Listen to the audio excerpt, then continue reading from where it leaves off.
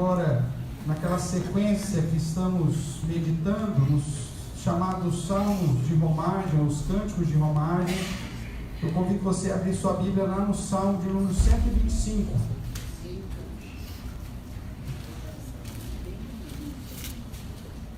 Um cântico de romagem anônimo, mas que segue de certa forma a linha do Salmo 124, mostrando a respeito da confiança em Deus, de uma fé inabalável.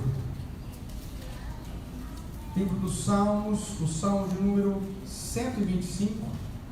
Nós leremos os 5 versos, todo o Salmo, nesse cântico de romagem. Eu vou ler, os irmãos acompanhem a leitura que farei. Diz assim a palavra do nosso Deus: os que confiam no Senhor são como o monte Sião, que não se abala, firme para sempre. Como em redor de Jerusalém estão os montes, assim o Senhor em derredor do seu povo, desde agora e para sempre. O cetro dos ímpios não permanecerá sobre a sorte dos justos, para que o justo não estenda a mão à iniquidade. Faz o bem, Senhor, aos bons e aos retos de coração. Quanto aos que se desviam para sendas tortuosas, levá-los-á o Senhor, juntamente com os malfeitores, paz sobre Israel. Amém? Vamos orar mais uma vez. Dê sua cabeça.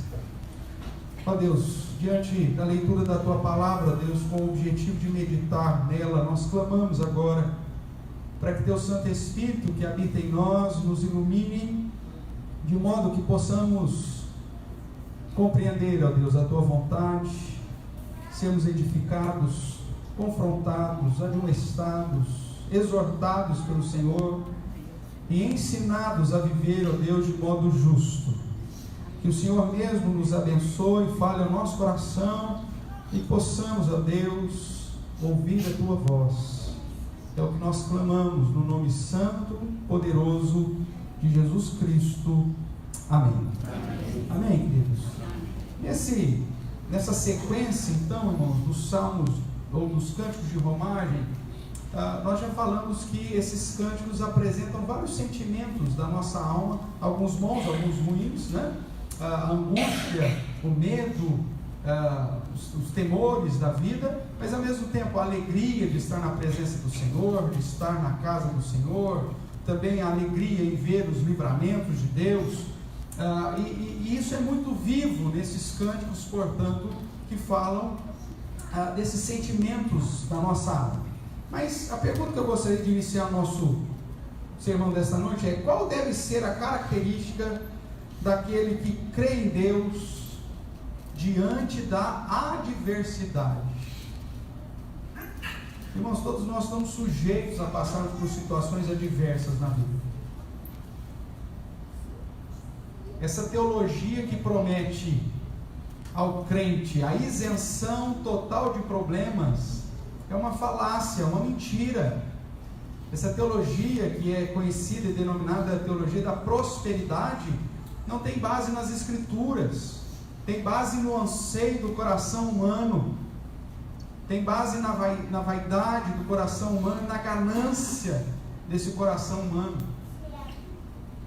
E ainda mais dentro de um contexto brasileiro, onde que, culturalmente falando, nós temos a tendência e a inclinação de querermos ter vantagem, ou levar vantagem sempre. Então, quando você promete alguma coisa para alguém, as pessoas tendem a abraçar essas promessas, e elas pagam para ver. E diga-se de passagem, pagam muito caro. Tem pessoas que, ludibriadas pelo desejo de viver uma vida próspera, inclusive dão tudo o que tem. E essa geração que tem sido discipulada a seguir um Deus que promete isenção de todos os problemas, não está preparado para as adversidades da vida.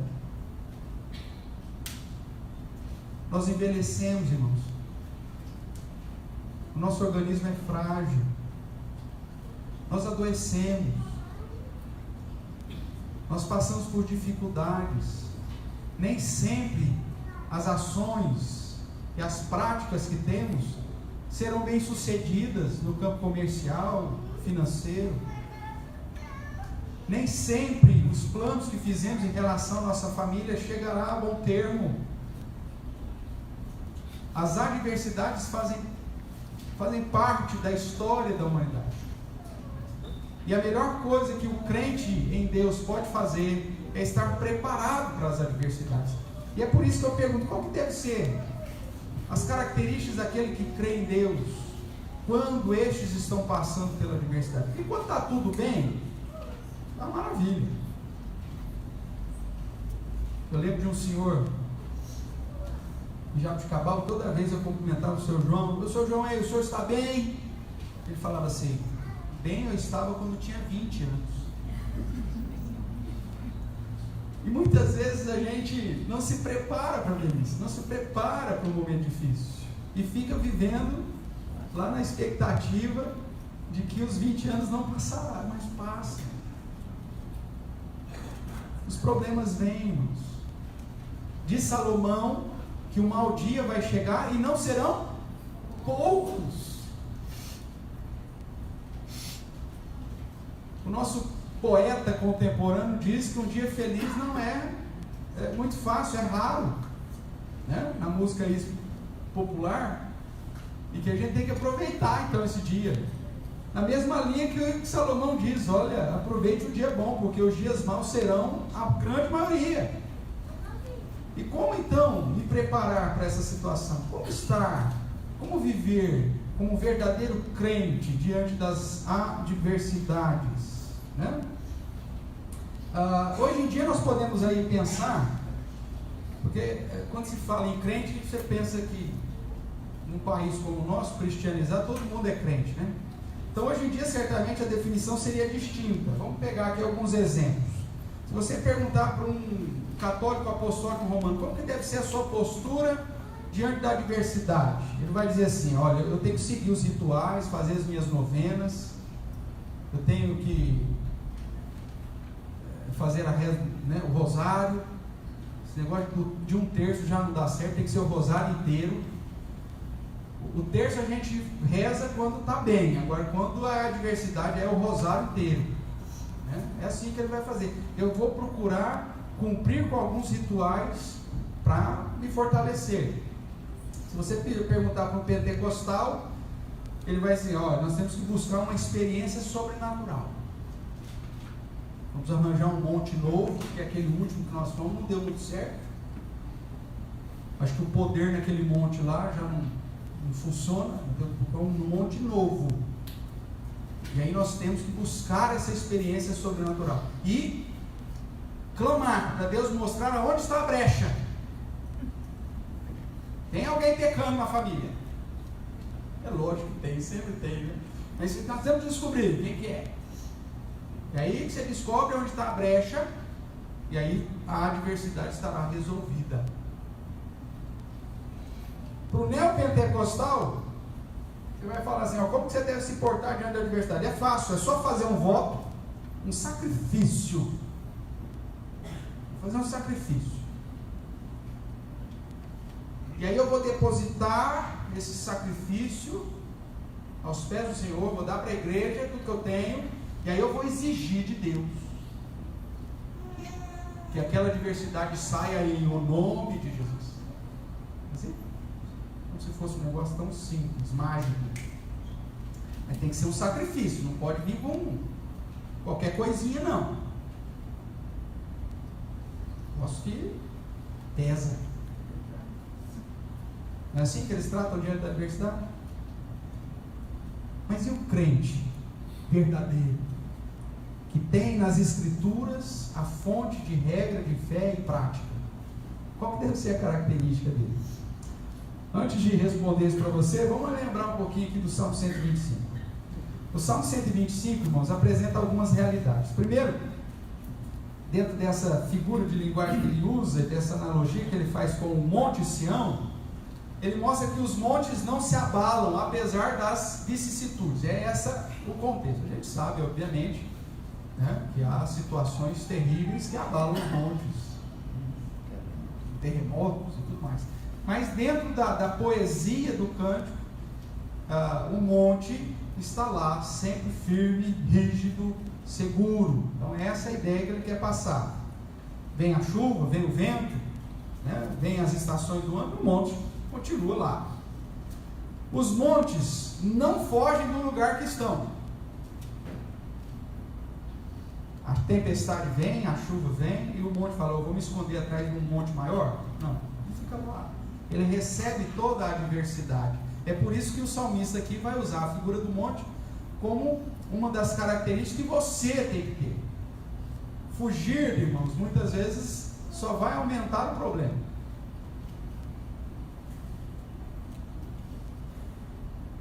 Aquele que confia no Senhor, ele não precisa temer as adversidades. Ele não precisa fugir dela. Uma outra situação que o Salmo 125 nos apresenta, o verso 3 diz: o cetro é um sinal de governo, né? De domínio. O cetro dos ímpios não permanecerá sobre a sorte dos justos, para que o justo não estenda a mão em iniquidade. Mas mostra que o povo estava sob o domínio e o governo de ímpios. Deus promete que esse negócio não vai ser perpétuo. Como nós vimos no Salmo 2, haverá um dia que o Filho regerá sobre todas as nações. Isso é fato. Mas é possível que a gente sofra com o governo ímpio. É possível. E vemos também que na adversidade nós ficamos vulneráveis e propensos a nos desviar. Por isso que ele diz que esse cetro dos ímpios não vai permanecer sobre a sorte do justo, justamente para que o justo não estenda a mão à iniquidade, para que ele não se desvie, para que ele não esmoreça. Deus vai nos dar o escape, como Paulo vai dizer, né? Diante das situações adversas. Ainda falando do contexto, neste outro salmo aqui de Romanos, Salmo 125, nós temos então um cântico de encorajamento.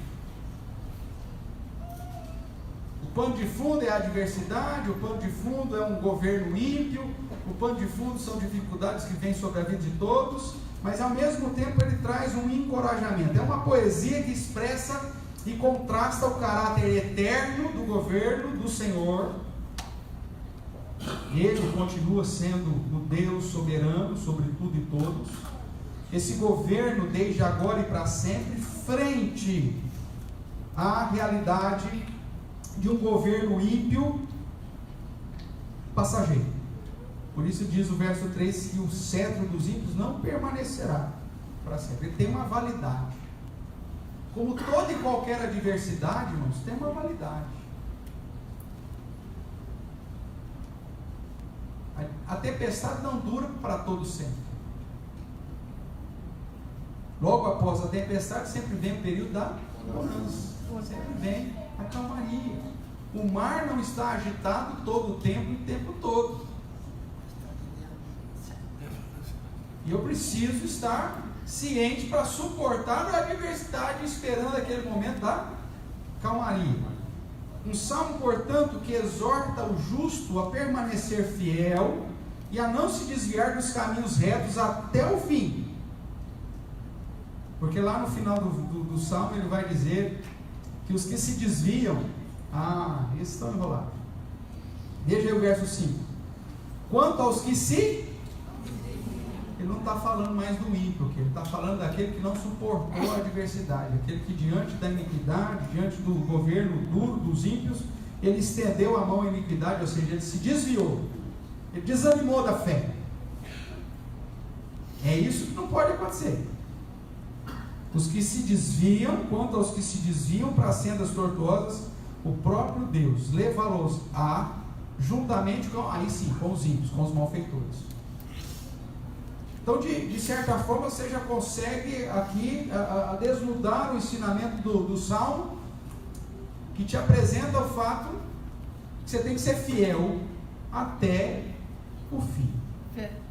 A adversidade virá, isso é uma realidade, mas ela tem validade, ela tem um prazo, E Deus promete ser o teu sustentador, como Paulo vai dizer em Coríntios. Ele vai dar o escape, ele vai dar o livramento. E o que você não pode fazer é se desviar, porque senão depois você será contado com os malfeitores, ok? Feito isso, então, irmãos, vamos lá para o nosso tema. Nesse salmo nós vemos mais uma vez a relação, obviamente, da peregrinação do povo de Israel, que saía das suas casas e iam para o Monte Sião, ia para Jerusalém adorar, com a nossa peregrinação espiritual. Da mesma forma que a viagem trazia adversidades e às vezes peso que o próprio governo ímpio punha sobre eles, nós também, na nossa peregrinação espiritual, estamos sujeitos a recebermos essas situações adversas. Portanto, o Salmo 125 nos fala sobre as características dos que confiam no Senhor dentro de um contexto de adversidade. Você não vai correr para ritualismo, você não vai correr para o monte físico, atrás de experiências, você não vai fazer simpatia, você não vai fazer sacrifício, mas existem algumas características que é preciso estar visível na sua vida, se você de fato é um crente verdadeiro no Senhor. A primeira característica do crente fiel, verdadeiro, daquele que confia no Senhor no período da adversidade, é que a sua fé permanece firme, inabalável. É deste modo que o Salmo nos mostra aí no verso 1. Observe mais uma vez comigo, vamos ler. Lê comigo. Os que confiam no Senhor são como o monte Sião, que não se abala, firme para sempre. O crente verdadeiro, cuja esperança está no Senhor soberano, aquele que cuida de todas as coisas, esse crente, ele estará firme, a sua fé será inabalável, mesmo diante das maiores adversidades. Vamos pensar aqui alguns exemplos bíblicos. Certamente aquele que salva a sua mente é Jó. Pensa numa adversidade vivida por aquele homem. Numa tacada só, ele perde todos os bens, perde os filhos, e aí depois, numa sequência, ainda perde a saúde. As 3 coisas que você tem mais medo de perder na vida: perder a família, perder o dinheiro e perder a saúde. São as 3 maiores adversidades. E isso aqui deixa todo mundo temeroso. Agora você imagine um homem que passou pelas 3 situações adversas da vida. Perde os filhos, perde a riqueza e perde a saúde. E aí ele blasfema. E aí ele desanima da fé. A Bíblia diz que ele adora o Senhor. Quando você olha para outros exemplos, que eu digo menores, né, diante da adversidade, você tem, por exemplo, o profeta Abacuque, que olha para a realidade financeira dele e vê tudo dando errado. A produção do campo minguou. O gado sumiu. Não tem mais provisão nenhuma. E aí ele olha e diz que ele vai fazer o que mesmo? Louvar o Senhor. A geração de hoje tem feito uma conclusão da vida com Deus de uma perspectiva totalmente errada. Quando eles pensam que a prova do amor de Deus para contigo ou para consigo seja a ausência de adversidades ou de problemas. Mas Deus nunca prometeu Há um contexto específico nas Escrituras, Malaquias, livro de Malaquias. A situação não era fácil, apesar do templo ter sido reconstruído, mas os problemas eram muitos, havia adversidades em todas as áreas, o pessoal não tinha muita provisão, e aí começaram a questionar se valia a pena adorar ao Senhor. As coisas não estão dando certo, não tem chuva, não tem produção, os nossos animais são coxos, cegos, estão doentes. Será que vale a pena servir a Deus? O livro de Malaquias está envolto a essa situação. Será que vale a pena servir a Deus quando a adversidade bate à minha porta? E a pergunta, dentro dessa sentença que Deus traz ao seu povo em Malaquias, é que Deus fala assim: eu tenho amado vocês, vocês me perguntam, em quê? Em que o Senhor tem nos amado? Porque o nosso padrão de amor, irmãos, está relacionado à provisão. Vida familiar sem problema, vida financeira sem problema, e saúde sem problema. E aí as perguntas: Deus tem me amado em quê? Se a minha família tem passado por dificuldades. Deus tem me amado em quê? Se os meus recursos não são aqueles que eu penso ser suficientes e necessários. Deus tem me amado em quê? Sendo que vira e mexe eu tenho algum problema de saúde. E Deus fala: eu tenho vos amado, mas vós me perguntais, em que o Senhor tem nos amado?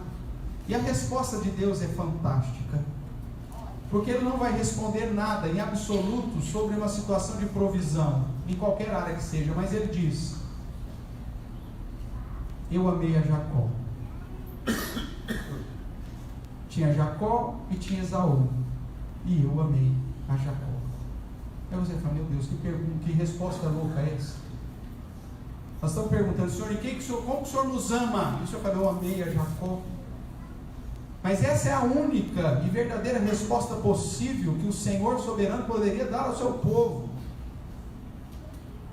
Porque o que Deus está dizendo é o que Paulo depois traz mais luz, quando lá em Romanos, no capítulo 5, verso 8, ele diz: porque Deus prova o seu próprio amor para conosco, pelo fato de ter Cristo morrido por nós, quando nós ainda éramos pecadores.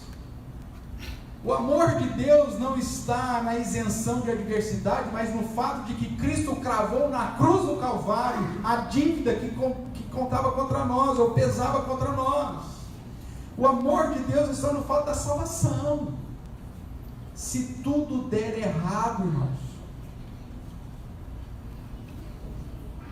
se não houver mais colheita, se não houver mais gado no aprisco, se tudo der errado, Deus continua sendo quem Ele sempre foi, e o seu amor continua sendo derramado sobre nós, porque o amor de Deus não é contado na ausência de tribulações, adversidades ou problemas, mas no fato de que você era um pecador miserável, condenado ao inferno, e Ele te salvou em Cristo. Essa é a base de todas as coisas. Por isso, reconhecendo o amor de Deus em Cristo Jesus, mesmo que as maiores adversidades venham sobre a sua vida, você permanecerá firme, com uma fé inabalável, porque a sua fé não está depositada no fato da ausência de problemas, mas no fato de que Deus te amou, e que nada, absolutamente nada, pode te separar do amor de Deus que está em Cristo Jesus. Pode dar tudo errado, mas a segurança que eu tenho na salvação em Cristo, de que Ele vai abençoar os seus de modo justo, numa perspectiva eterna, quando eu olho para o céu, é mais do que suficiente para que, mesmo vivendo no turbilhão, no olho de um furacão, eu possa continuar com minha fé inabalável. Essa é a característica que precisa ser vista em você diante da adversidade. Os que confiam no Senhor, ou seja, aqueles que têm fé, eles não se abalam, eles estão firmes para sempre. A comparação dos crentes é com o monte de Sião. Do mesmo modo que o monte não se abala diante de todas as vicissitudes, o sol, a chuva, o verão, o inverno, assim o crente que confia no Senhor tem uma fé inabalável. E esse crente, ele continua a confiar no Senhor, porque Deus continua sendo Deus mesmo diante de todas as adversidades.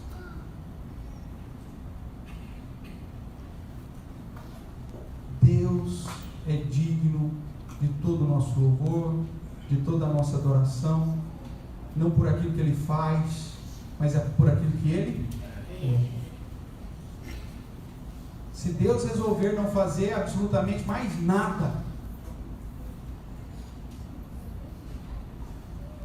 o simples fato dele ter nos salvado em Cristo Jesus já é mais do que suficiente para qualquer outra postura de louvor, de adoração na presença dele.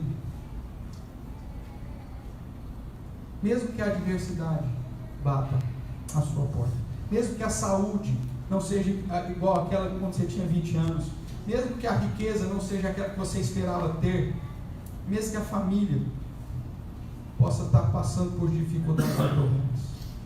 A primeira característica, portanto, irmãos, do crente verdadeiro não é correr atrás de ritualismo, não é correr atrás de experiências, e muito menos tentar refazer o sacrifício de Cristo para que a adversidade seja sanada ou cessada, mas é esperar no Senhor, confiar no Senhor, permanecer firme em fé e inabalável. A segunda característica que eu quero chamar a sua atenção é que esse crente, ele mantém comunhão com o Senhor, porque ele sabe que Deus não o abandona. Veja o verso 2. Como em redor de Jerusalém estão os montes, assim quem? Senhor. O Senhor. Em derredor de quem? Do seu povo, desde agora para sempre. Você pode até desanimar na fé e abandonar o Senhor, mas Deus não nos abandona. Paulo vai dizer que nós podemos ser infiéis, mas Ele permanece fiel. Uma das mais belas doutrinas reformadas é a perseverança dos santos. E nessa doutrina o foco não está no fato de que o crente ele tem o poder de perseverar, mas está no fato de que Deus, por ser imutável, e porque a salvação é um decreto eterno do Senhor, antes da fundação do mundo, aqueles que Ele chamou para a sua glória, esses jamais cairão. Aqueles que forem entregues a Jesus, o próprio Cristo diz: todo aquele que o Pai me dá, esse vem a mim, e de modo nenhum o lançarei fora. Essa doutrina é fantástica, porque coloca a nossa salvação e até mesmo a manutenção da nossa fé, não nos nossos próprios esforços, mas na própria ação de Deus em nós. Logo, como característica de um verdadeiro crente diante da adversidade, a adversidade, ao invés de me conduzir para longe do Senhor, me conduz para mais perto dele. Porque eu sei que Ele está comigo. Por mais duro que sejam os meus dias, por mais terríveis que sejam as minhas situações, por mais intensas que sejam as minhas dores, Deus estará sempre ao meu redor. A promessa do Senhor é que, do mesmo modo que os montes estão em redor de Jerusalém, o Senhor nosso Deus está em derredor do seu povo para sempre. Um outro salmo que nós lemos aqui, de Romanos, Salmo 121, diz que Ele é o nosso protetor, que Ele não pisca, que Ele é como a sombra à nossa direita, Ele estará sempre conosco. Jesus nos promete que estará sempre conosco. Obviamente, irmãos, quando a adversidade bater a sua porta, como característica de um verdadeiro crente, você manterá comunhão com o Senhor, ciente de que Deus não te abandona.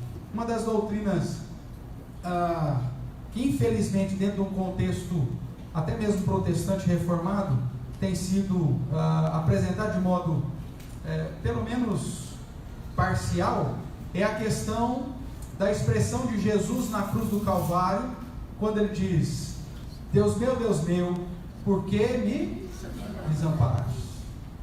Eli, lama sabachthani. Lembra disso? E dentro da tradição, inclusive protestante reformada, é muito comum você ouvir o fato de que Deus abandonou Jesus naquele momento da cruz, porque Cristo estava carregando todo o pecado, e Deus é santo, Deus não compactua com o pecado, e naquele momento Deus vira então as costas para Jesus, o abandonando na cruz. Ali ele estava, Jesus sozinho, é por seu próprio risco. Jesus, assuma aí, aguenta, bucha, você está só. Isso é incoerente diante da teologia reformada, porque a Trindade é indissolúvel. Se Jesus e o Pai são um, obviamente que eles não podem se abandonar. E outro problema que essa tradição traz é que se Deus abandonou Jesus por conta do pecado, quem te garante que Ele também não te abandonará por conta do teu pecado? Só que quando você vai estudar a palavra do Senhor, você vai ver que aquela expressão de Jesus na cruz, das 7 palavras de Cristo na cruz, essa é uma delas, quando ele cita Deus meu, por que me desamparaste? Ele está na verdade apontando para todos aqueles que estão assistindo à crucificação o Salmo. Que Salmo mesmo? O Salmo 22. Dá uma pausa aqui rapidinho, vai comigo lá para o Salmo 22. Veja como começa o Salmo 22. Um salmo messiânico que fala do sofrimento e a vitória do Messias, que traz detalhes minuciosos sobre a crucificação de Jesus, detalhes, até mesmo a sede que Jesus passou, os cães, a divisão da sua roupa, tudo isso já havia sido declarado nesse salmo de Davi. Mas veja como começa o Salmo 22. Deus meu, por que me desamparastes? É a mesma expressão, inclusive, que Cristo usa na cruz do Calvário. Quando Jesus usa essa expressão em resposta ao questionamento das pessoas na crucificação, diz: acho que Deus o abandonou. Olha lá, disse que era filho de Deus, mas agora está aí, morrendo na cruz.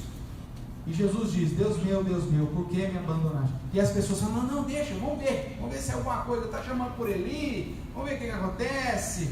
Tal. Mas na verdade o que Cristo estava fazendo era citar o Salmo 22. Depois você vai ter tempo de ler o Salmo 22, mas veja o verso 24, só para você ter uma ideia aí. Salmo 22, verso 24. O Salmo vai falar, como eu disse, detalhes minuciosos da crucificação. E lá no verso 24 ele vai expressar qual que foi a posição de Deus em relação a Jesus na cruz. Diz o verso 24: pois não desprezou, nem abominou a dor do aflito, e nem ocultou dele o quê? O rosto, mas o ouviu quando lhe gritou por socorro. Deus abandonou Jesus na cruz, meu irmão? Não. E é justamente por isso que você pode confiar que Deus também nunca, jamais, como Ele promete, nos abandonará. Veja ainda o Salmo 22, que vai falar desses detalhes. Verso 27 aponta para a obra posterior à crucificação. Lembrar-se-ão do Senhor, e a Ele se converterão os confins da terra, perante Ele se prostrarão todas as famílias das nações, pois do Senhor é o reino, é Ele quem governa as nações. Veja o que diz lá no último verso 31.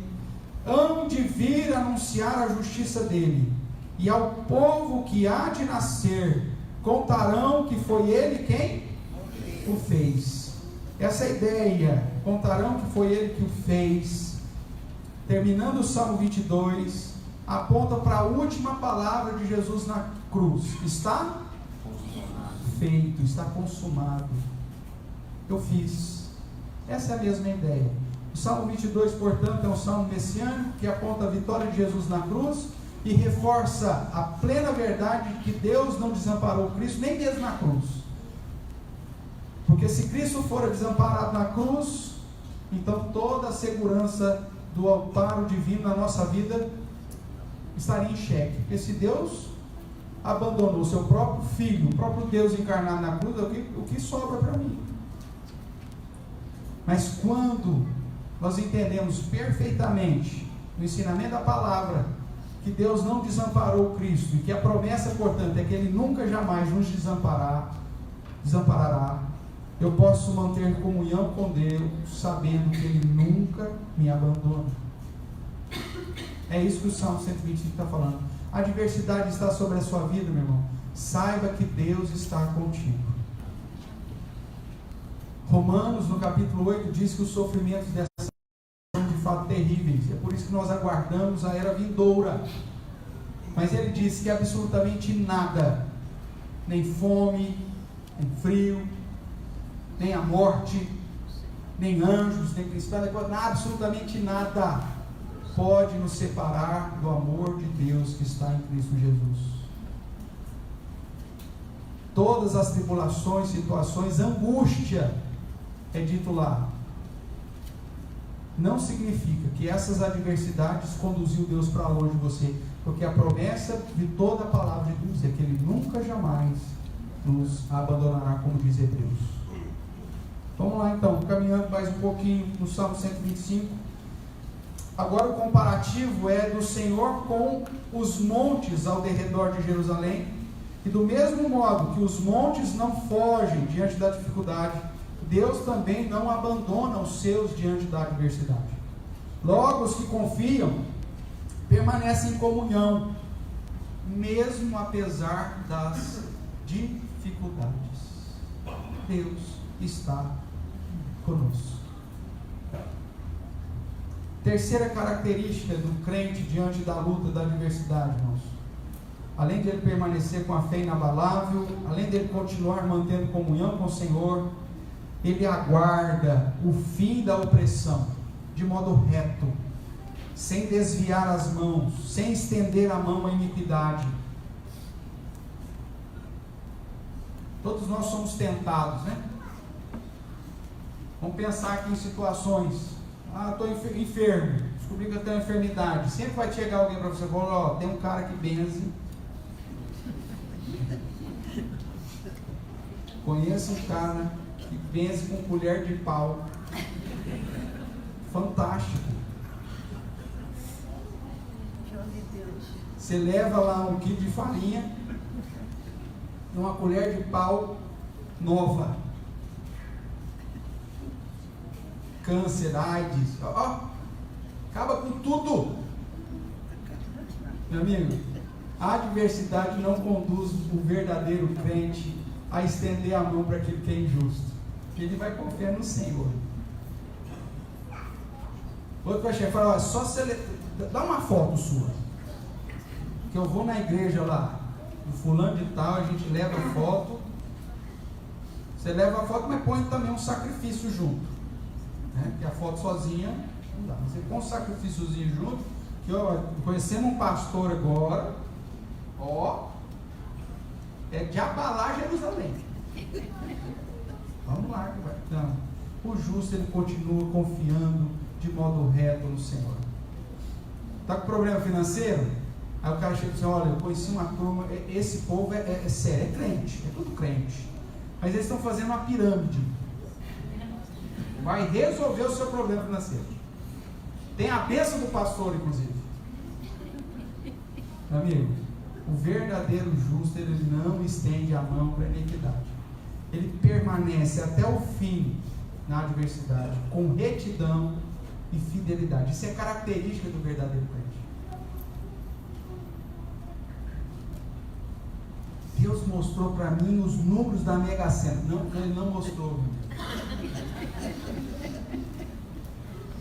Porque a palavra do Senhor diz que mesmo no momento de dificuldade, Deus vai abençoar as obras das tuas mãos. É com aquilo que você tem em casa que Ele vai te abençoar. O que você tem em casa? O profeta perguntou para a mulher. Eu tenho um pouquinho de azeite. Deus usa o que você tem em casa para te socorrer. Você não precisa nada disso. Porque a característica do verdadeiro crente é que ele aguarda o fim da opressão, como eu disse no início, né? Toda adversidade tem validade, irmãos. Uma hora vai passar. O verdadeiro crente, ele espera o fim dessa opressão de modo reto e de modo fiel. Vamos ler a partir do verso 3. O cetro dos ímpios não permanecerá sobre a sorte dos justos, para que o justo não estenda a mão à iniquidade. Faz o bem, Senhor, aos bons e aos retos de coração. Esse é o clamor do Salmo.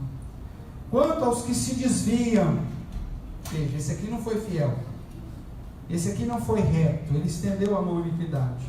Quanto aos que se desviam para sendas tortuosas, veja aqui o tortuoso fazendo um contraste com a retidão.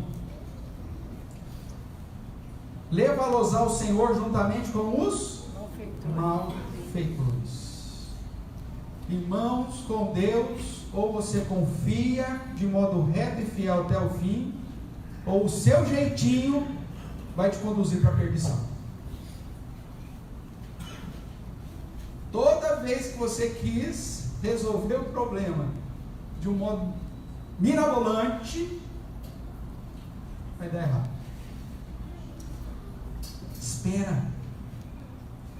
Deus vai fazer o bem aos bons e aos retos de coração. Retidão e fidelidade.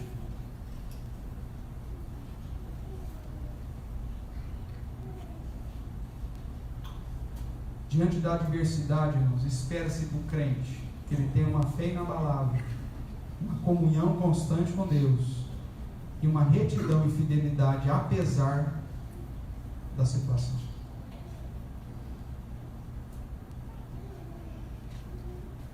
Não se venda diante da adversidade. Não estenda a mão à iniquidade, mas espera no Senhor, confia no Senhor. Ele é que faz o bem para os bons e retos de coração. É nele que está o nosso socorro, é nele que está o nosso futuro, é nele que está a nossa segurança, é nele que está a nossa provisão. Não é através da iniquidade, não é através do caminho tortuoso, não é querendo dar tombo em alguém. Isso vai acabar mal. Mas o verdadeiro crente que confia no Senhor e anda com retidão e fidelidade até o fim, vai experimentar do bem que o Senhor faz para com os bons e retos de coração. Existe um contraste entre o para sempre, referindo-se a Deus e seu povo, e o não permanecerá, referindo-se ao cetro dos ímpios. O verso 3 vai dizer: o cetro dos ímpios não permanecerá. Essa é a ideia. O cetro dos ímpios não permanecerá. E aí depois você vê lá um pouquinho no verso 2, né? Que Deus estará conosco desde agora e para sempre. Deus não tem validade, né? Deus é eterno. Agora a adversidade, o cetro dos ímpios tem validade. Por mais terrível que você esteja passando no momento, esse negócio vai passar um momento. Agora com o Senhor, a história é eterna. Então se você comprar a briga com o Senhor, é uma separação eterna. Agora do ímpio é temporário. Logo, aguardar o fim da opressão com retidão e fidelidade é o que se espera do crente fiel. O crente se mantém reto e fiel nos caminhos do Senhor. Ele não estende a mão à iniquidade e nem se desvia para sendas tortuosas. Ele mantém a sua retidão e fidelidade, sabendo que o Senhor é a fonte de todo bem. É o Senhor que lhe fará o bem. É em Deus que está a fonte da nossa justiça, irmãos. É nele que se encontra a fonte de todo bem. Tiago vai dizer que nada, nenhum bem vem senão do Senhor, é dele que vem. E é por isso que eu preciso me manter fiel. sendo bom e reto de coração. Concluindo, em mais um salmo nós vemos que a realidade da adversidade pode alcançar a vida do justo. Todos estamos sujeitos, não estamos isentos. Porém, pelo fato de depositar a nossa fé em Deus, conseguimos permanecer firmes em comunhão e fiéis, pois o Senhor está conosco. Ele não nos abandona, mas nos fortalece, Ele nos protege e preserva, apesar das adversidades, apesar do governo dos ímpios, apesar da presença dos malfeitores. O verdadeiro crente, irmãos, ele não se abala, apesar das adversidades. O que esperar do verdadeiro crente quando o Senhor nos permite passar pela adversidade? Espera-se uma fé inabalável, espera-se uma comunhão verdadeira com Deus e uma retidão e fidelidade até o fim. As adversidades não devem abalar a nossa fé, não devem manchar a nossa comunhão, lançando dúvidas sobre o amor e a presença de Deus conosco, e muito menos nos conduzir a abandonar a retidão e a fidelidade. A nossa paz está no Senhor, apesar de toda e qualquer situação, e é por isso que o Salmo termina dizendo: paz sobre Israel, sobre o povo de Deus. Que Deus possa abençoar a sua vida, irmãos. Eu não sei que adversidade talvez você esteja passando, mas saiba que, independente de qual for, Deus não te abandonou. O amor de Deus não foi diminuído da sua vida. Ele está contigo. E o que Ele espera de você é justamente que a sua fé continue inabalável, que você mantenha comunhão com Ele verdadeira, e que você não mude a prática de retidão e fidelidade até a adversidade passar, porque ela vai passar. É essa a promessa que o Senhor nos traz. Que Deus assim nos abençoe a todos.